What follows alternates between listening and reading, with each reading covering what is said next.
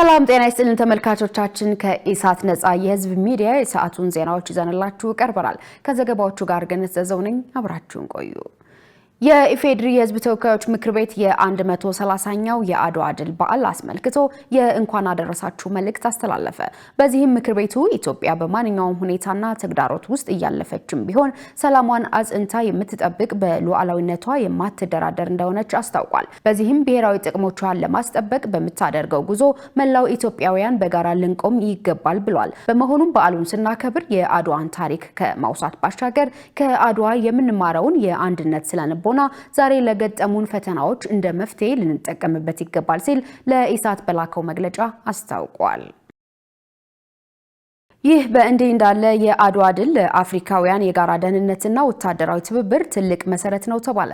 ሁለተኛው የአፍሪካ መከላከያ ሚኒስትሮች ጉባኤ ከአኩሪ ታሪክ ወደ ብሩህ አድማስ በሚል መሪ ሐሳብ በአዲስ አበባ እየተካሄደ ይገኛል። የመከላከያ ሚኒስትር ኢንጂነር አይሻ መሐመድ በዚህ ወቅት እንደገለጹት የአድዋ ድል የአፍሪካውያን የነጻነት ፋና ወጊ ከመሆኑ ባለፈ ለዛሬው አህጉራዊ ትብብር ዋነኛ መነሻ ነው ብለዋል። አፍሪካውያን በአድዋ ድል የታየውን የይቻላል መንፈስ በመሰነቅ በትብብርና በጋራ ተጠቃሚነት መርህ ላይ የተመሰረተ አህጉራዊ የጸጥታና ወታደራዊ ትብብር ይበልጥ ማጠናከር ይኖርባቸዋል ሲሉ አሳስበዋል።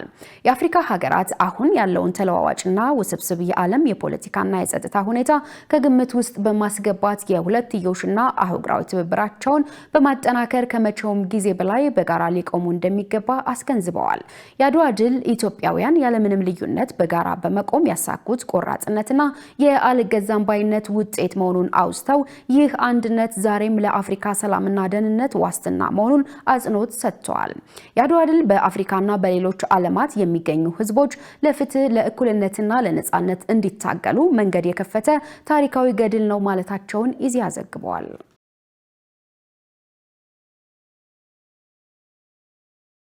በትምህርት የማህበረሰቡን ተጠቃሚነት ማረጋገጥ ያስፈልጋል ተባለ።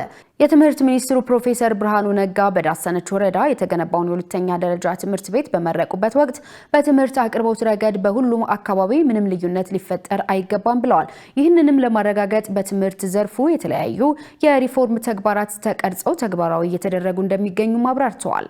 በተለይም ምቹ የመማሪያ አካባቢን በሁሉም አካባቢ ለመፍጠር በትምህርት ለትውልድ የትምህርት ቤቶችን መሰረተ ልማት ማሻሻል ንቅናቄ በርካታ አዳዲስ ትምህርት ቤቶች መገንባታቸውንና የነባር ትምህርት ቤቶች ጥገና መደረጉን አንስተዋል። አክለውም የትምህርት ስራ የሚለወጠው ከታች ጀምሮ ሲሰራ መሆኑን በማመን በከተማና በባለ ሀብቶች ብቻ ታጥሮ የቆየውን የቅድመ አንደኛ ትምህርት በመቀየር በሁሉም አካባቢ ያለ ልዩነት ትኩረት ተሰጥቶ መሰራቱን ጠቅሰዋል።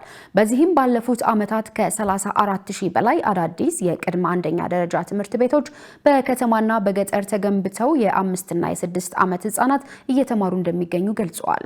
ትምህርት ለሁሉም ነገር ወሳኝ በመሆኑ ልጆቻችንን በአግባቡ በማስተማር የዓለምን ፈተና የሚቋቋሙ ጠንካራ ሀገር ተረካቢዎችን ለመፍጠር መስራት ያስፈልጋል ብለዋል።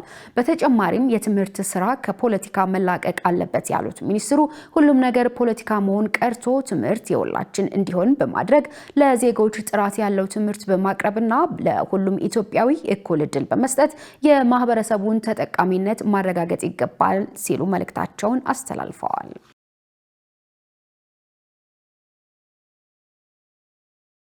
ለአምራቾች ችግር ምላሽ በመስጠት ምርትና ምርታማነትን ለማሳደግ እየተሰራ ነው ተባለ። ብሔራዊ የአምራች ኢንዱስትሪ ካውንስል በሸገር ከተማ በሚገኙ ኢንዱስትሪዎች የመስክ ምልከታ አድርጓል። በመስክ ምልከታው የጠቅላይ ሚኒስትሩ የማክሮ ኢኮኖሚ አማካሪና የካውንስሉ ሰብሳቢ አምባሳደር ግርማ ብሩ፣ የኢንዱስትሪ ሚኒስትር መላኩ አለበል፣ የግብርና ሚኒስትሩ አዲሱ አረጋ፣ የኢትዮጵያ ንግድ ባንክ ፕሬዝዳንት፣ የኢንዱስትሪ ፓርኮች ልማት ኮርፖሬሽን ዋና ስራ አስፈጻሚና የካውንስሉ አባል ተቋማት የስራ ኃላፊዎች ተገኝተዋል።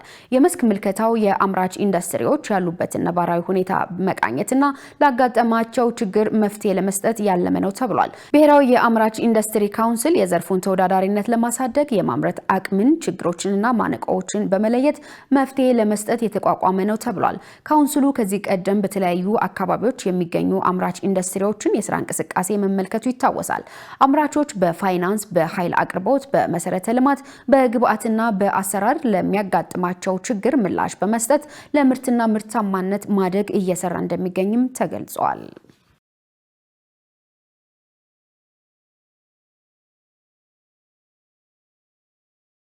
በባንኮች መካከል ከፍተኛ ደረጃ የተባለ የገንዘብ ግብይት መደረጉ ተገለጸ። በባንኮች መካከል የሚከናወነው የአንድ ቀን የገንዘብ ገበያ ግብይት በዚህ ሳምንት ባሳየው እንቅስቃሴ ግብይቱ ከተጀመረበት ከባለፈው ዓመት ወዲህ አዲስ የታሪፍ ምዕራፍ ማስመዝገቡ ተገልጿል።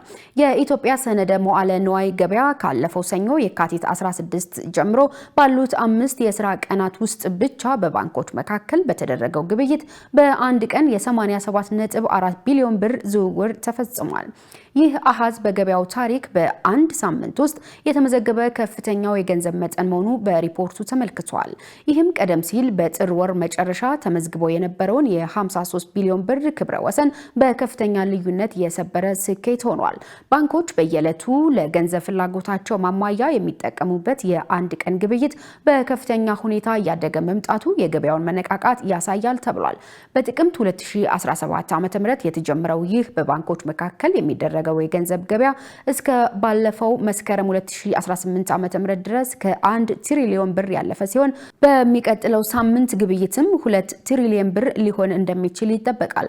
በዚህ ሳምንት የተደረገው ግብይት ጨምሮ በአሁኑ ወቅት አጠቃላይ የተከማቸ የግብይት መጠኑ 1.96 ትሪሊዮን ብር ላይ መድረሱ ተገልጿል። የተከበራችሁ ተመልካቾቻችን ከኢሳት ነጻ የህዝብ ሚዲያ ወደ እናንተ የሚቀርቡ ዜናዎች አሁንም እንደቀጠሉ ናቸው። አሁን ደግሞ ወደ ውጭ ዜና ተሻገርን። ትናንት በተፈጸመው የአሜሪካና የእስራኤል ወታደራዊ ጥቃት የኢራን ከፍተኛ ወታደራዊ አመራሮች መገደላቸው ተረጋገጠ። ኢራን በበኩሏ አሜሪካና እስራኤል ከዚህ ቀደም አይተውት የማያውቁትን የአጸፋ ጥቃት እንደምትሰነዝር አስጠንቅቃለች። ዝርዝሩ እንደሚከተለው ይቀርባል። አሜሪካና እስራኤል ትናንት በሰነዘሩት መጠነ ሰፊ የአየር ጥቃት ከኢራን ከፍተኛ መንፈሳዊ መሪ አያቶላ አሊ ሀማኒ በተጨማሪ ከፍተኛ የሀገሪቱ የጦር መኮንኖች መገደላቸውን የኢራን ይፋዊ የዜና ወኪል ኢርና ዘግቧል። የኢራን ጦር ኃይሎች ጠቅላይ ኢታማዦር ሹም ሜጀር ጀነራል አብዱል ረሂም ሙሳቪ፣ የኢራን መከላከያ ሚኒስትር አዚዝ ናሲር ዛዴህ፣ የሀማኒ ከፍተኛ የደህንነት አማካሪ አሊ ሻምሃኒና የኢስላሚክ አብዮታዊ ዘብ የምድር ኃይል አዛዥ መሐሙድ ፓክቦር መሞታቸው ተረጋግጧል። ከነዚህ በተጨማሪ ሌሎች በርካታ ከፍተኛ የጦር አዛዦች የተገደሉ ሲሆን ስማቸው በሂደት ይፋ እንደሚደረግ ተጠቁሟል። ይህ ጥቃት የኢራንን ወታደራዊና ፖለቲካዊ መዋቅር ክፉኛ ያናጋ ሲሆን ሀገሪቱን ያለ መሪና ያለ ከፍተኛ ወታደራዊ አዛዦች አስቀርቷታል። ፕሬዚዳንት ዶናልድ ትራምፕ ይህንን ሁኔታ ተከትለው የኢራን ሕዝብ ሀገሩን እንዲረከብ ጥሪ ያቀረቡ ሲሆን ኢራን የአጸፋ ጥቃት የምትሰነዝር ከሆነ ግን ታይቶ የማይታወቅ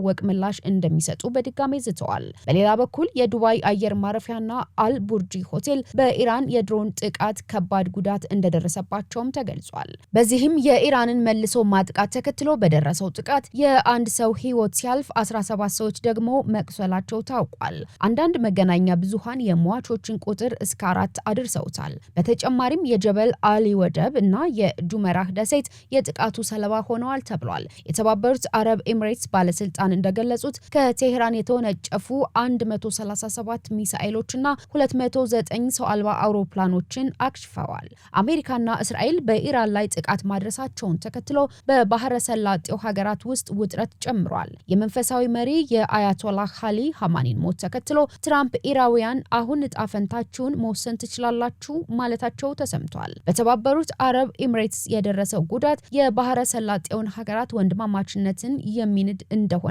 በርካታ የሰላጤው ሀገራት ገልጸዋል። ኢራን በበኩሏ አሜሪካና እስራኤል ከዚህ ቀደም አይተውት የማያውቁት የአጸፋ ጥቃት እንደምትሰነዝር አስጠንቅቃለች። የኢራን ከፍተኛ የጸጥታ ባለስልጣን አሊ ላርጃኒ ሀገራቸው በአሜሪካና በእስራኤል ላይ ከዚህ ቀደም አይተውት የማያውቁትን ጠንካራ እርምጃ ትወስዳለች ሲሉ በዛሬው ዕለት አስጠንቅቀዋል። ላሪጃኒ በኤክስ ገጻቸው ባሰፈሩት መልእክት ትናንት ኢራን በአሜሪካና በእስራኤል ላይ ሚሳኤሎችን ተኩሳለች፣ ጥቃቱም ጉዳት አድርሷል። ዛሬ ግን ከዚህ ቀደም አይተውት በማያውቁት ኃይል እንመታቸዋለን ብለዋል። ትራምፕ በበኩላቸው ኢራን ከድርጊቷ እንድትቆጠብ አሳስበው ካልሆነ ከባድ እርምጃ ይወሰድባታል ሲሉ ጠንከር ያለ አስተያየት መስጠታቸው ይታወሳል። የሁለቱም ወገኖች ዛቻ ወደ ለየለት ቀጣናዊ ጦርነት ሊያመራ ይችላል የሚለው ስጋት በዓለም አቀፍ ማህበረሰብ ዘንድ ከፍተኛ ሆኗል። ኢራን ዛሬ ማለዳውን ጨምሮ በእስራኤል ማዕከላዊ ግዛቶችና በአካባቢው በሚገኙ የአሜሪካ የጦር ሰፈሮች ላይ በተደጋጋሚ የሚሳኤልና የድሮን ጥቃት እየሰነዘረች ትገኛለች። እስራኤል እና አሜሪካ የሚሰነዝሩትን ጥቃቶች ለመመከት ጥረት እያደረጉ ቢሆንም በቴል አቪቭ እና በሌሎች የአረብ ሀገራት በሚገኙ የአሜሪካ የጦር ሰፈሮች አካባቢ ፍንዳታዎች መከሰታቸው ታውቋል ሲል አልጀዚራ ዘግቧል። በተያያዘም ዛሬ ከሰዓት በኋላ በወጣ ዜና የኢራን ታላቁ አያቶላህ ናስር ማካሬም ሽራዚ በአሜሪካና በእስራኤል ላይ ታላቅ ጦርነት ጂሃድ ማወጃቸው ተሰምቷል። በዚህም ይህ የበቀል እርምጃ በመላው ዓለም የሚገኙ ሁሉም ሙስሊሞች ሃይማኖታዊ ግዴታ ነው ማለታቸው ተዘግቧል። ኢራናውያን በመሪያቸው ሞት ሀዘናቸውን ለመግለጽ አደባባይ ወጡ። ለአራት አስርት ዓመታት ለሚጠጋ ጊዜ ኢራንን በጠቅላይ መሪነት ያስተዳደሩትን የአያቶላህ አሊ ኻሜኒ ሞት ተከትሎ ዜጎቻቸው ወደ አደባባይ ወጥተው ሀዘናቸውን እየገለጹ ነው። እስራኤልና አሜሪካ ትናንት በፈጸሙት ጥቃት ከቅርብ የቤተሰብ አባሎቻቸውና ከፍተኛ የሀገሪቱ ባለስልጣናት ጋር የተገደሉት መንፈሳዊው መሪ ሞት ኢራናውያንን ለሁለት ከፍሏል። በዚህም በሀገር ውስጥና በውጭ ያሉ የኢራን ዜጎች በመሪው ህልፈት ሀዘናቸውንና ደስታቸውን ሲገልጹ መታየታቸው ተዘግቧል። ለእስላማዊው የኢራን ሪፐብሊክ መንግስት ከባድ ጉዳት ለሆነው የኻሜኒ ሞት ከአንድ ወር በላይ የሚቆይ የሀዘን ጊዜ ታውጇል። የሀገሪቱ ቴሌቪዥን ዜና አቅራቢ በከባድ ሀዘን እንባ የተናነቀው የመሪውን ሞት ካወጀ በኋላ በዋና ከተማዋ ቴህራን ከፍተኛ ቁጥር ያላቸው ኢራናውያን ሀዘናቸውን ለመግለጽ ወደ አደባባይ ወጥተዋል። በተያያዘም በፓኪስታን ካራቺ ከተማ ውስጥ በሚገኘው የአሜሪካ ዋና ቆንስላ አቅራቢያ ተቃውሟቸውን ያሰሙ ሰልፈኞች ከፖሊስ ጋር ተጋጭተው ቢያንስ 9 ሰዎች እንደሞቱና 32 እንደቆሰሉ ተገልጿል። አሜሪካና እስራኤል በኢራን ላይ የፈጸሙትን ጥቃት ተከትሎ በመቶዎች የሚቆጠሩ የቴህራን ደጋፊዎች በካራቺ፣ በላሆርና በኢስላማባድ ከተሞች ወደ ጎዳና በመውጣት ተቃውሟቸውን አሰምተዋል። ግጭቱ የተጀመረው ፖሊስ ተቃዋሚዎች ወደ አሜሪካ ቆንስላ ግቢ እንዳይገቡ በተከለከሉበት ወቅት ነው። ክስተቱን በተመለከተ እስካሁን ፖሊስ ይፋዊ መግለጫ አልሰጠም። የሀገሪቱ የሺአ ድርጅት ዋና ከተማዋ ኢስላማባድን ጨምሮ በርካታ አካባቢዎች የተቃውሞ ሰልፍ ጠርተዋል። ዘገባው የቢቢሲ ነው። የተከበራችሁ ተመልካቾቻችን ከኢሳት ነጻ የህዝብ ሚዲያ ወደ እናንተ ሲደርሱ የነበሩ የሰዓቱ ዜናዎች በዚሁ ተጠናቀዋል። ከዘገባዎቹ ጋር ገነሰዘው ነበርኩ። ሰናይ ጊዜ